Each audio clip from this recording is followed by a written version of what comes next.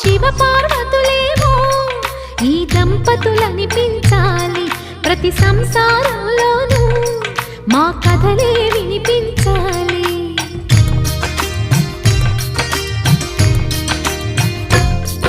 ఆ సిరిని శ్రీహరిని మా జతలో చూపించాలి. శ్రీకాంతుల కొలువంటే మా కాపురం అనిపించాలి. మా ముంగిలిలోన పున్నమి పూల వెన్నెల విరియాలి. మా చక్కని జంట చుక్కల తోట పరిపాలించాలి.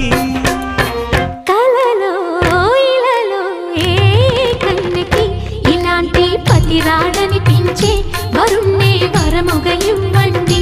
కని విని ఎరుగని వేడుకతో వివాహం జరిపించండి.